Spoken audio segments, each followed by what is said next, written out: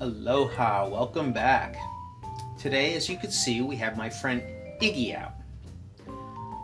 Iggy, I guess, is an iguana. I always thought it was Izzy because he was a lizard, or because of Godzilla, because this is a Japanese liqueur, but his name is Iggy in this commemorative bottle. It says it right there.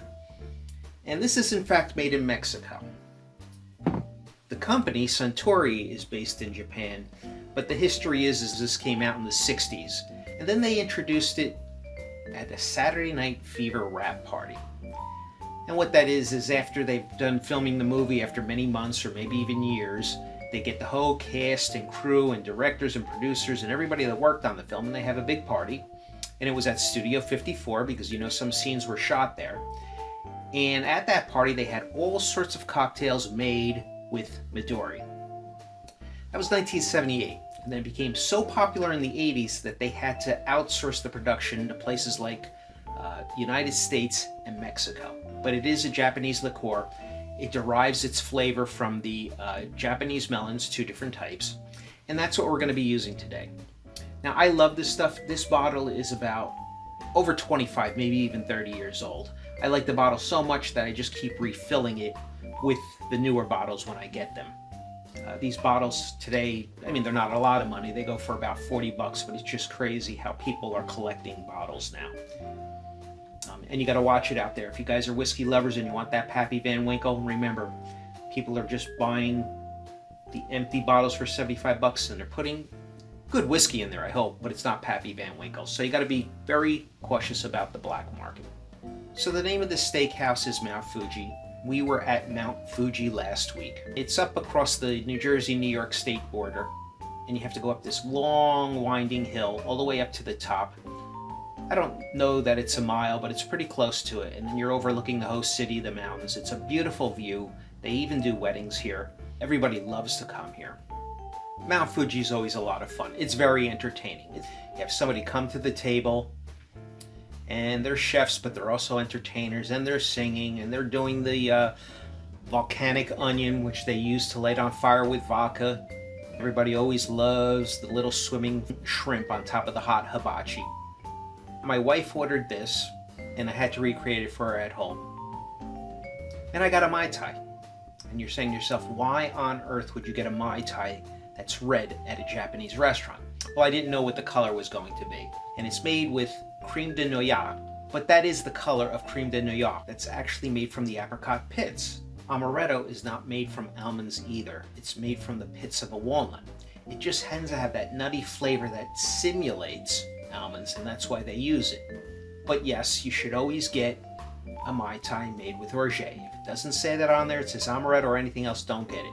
I only got it because let me try it with this almond flavored liqueur that's supposed to be cream and see how it is. It wasn't very good at all.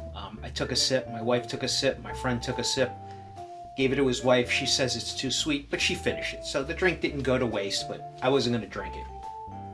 He said, let me stick with the tried and true from my old days back in New York when I used to get sushi for lunch at least once a week. And I would get a hot sake. But this little vase, was it, I don't know, it was maybe 3 ounces, maybe 4. I mean, the standard glass of wine is 5 ounces. I don't even think I got 3 little 1-ounce servings out of this. So I said, I'm not going to go with a cocktail. I'm not going to order another hot sake. Let me try this beer that everybody else is drinking. And I'm not the biggest beer fan, but I do love IPAs. And this Japanese IPA from Far East was delicious. I mean, it was phenomenal. As a matter of fact, I went home to look it up, and now I know why they charged me 15 bucks for it, because even at retail, it's about $6 a bottle. The Midori, I know all about. It's been a long-time favorite since I was old enough to drink back in the late 80s. This is really the only thing that saved the 80s from being the dark ages of Tiki.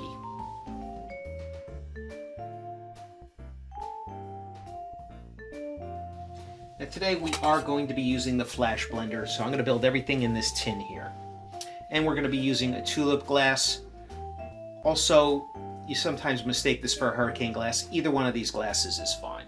And I found this really cool thing made by Rabbit, and they make some other barware. But the cool thing about this is if you're mixing something thick, all you have to do is dial it into the amount you want and then fill it up. And then you just use this plunger to push it all down in so you're not wasting anything and you're not dripping. And I found a perfect solution to pineapple juice if you don't want to squeeze it and you don't like this stuff in the can, and I really don't like pineapple juice from a can. But this is Trader Joe's, and I'm just talking about it because I love it. I'm not being paid to say that, but this is really fantastic stuff. This is as close as to fresh as you could possibly get. It's not from concentrate, it's 100% juice, and it does say on the back of the label that you have to refrigerate it and you should drink it within 3 days. So, we are going to use 3 ounces of this.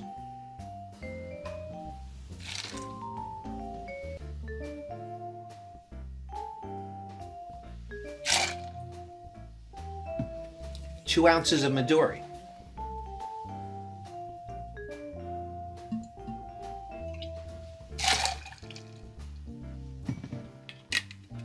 And finally, 1.5 ounces of silver rum. I like this stuff rather than the one with the bat on it because I trust the integrity of this product, and not just because it says Cristal, which is my last name.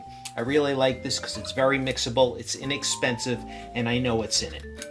And it's not neutral spirits like some other companies. 1.5 ounces of this.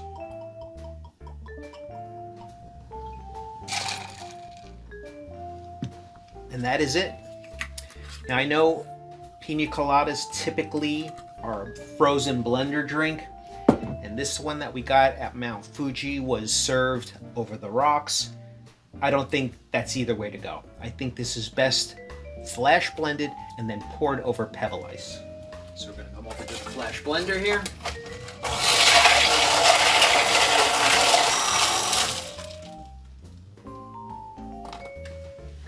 And then we just pour. Look at that beautiful color.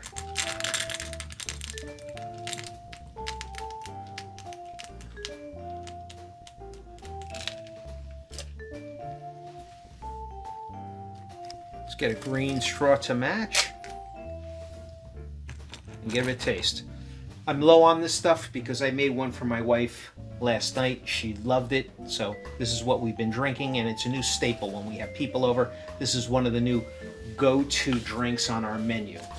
And yes, I have a menu for the home bar, so people that don't know what they want, they just point to the pretty cocktail like they do in the Polynesian places, in the Hawaiian places, in the Chinese restaurants. Just make sure you have all the stuff on hand. Let's give it a taste. It's really delicious.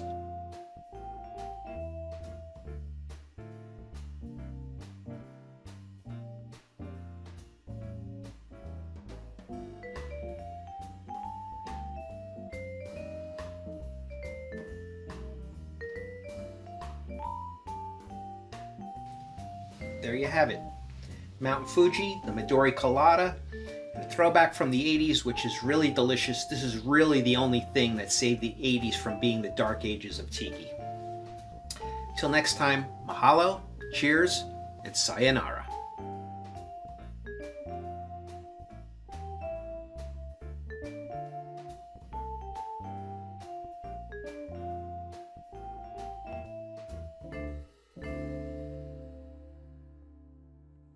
Isn't happy hour anytime?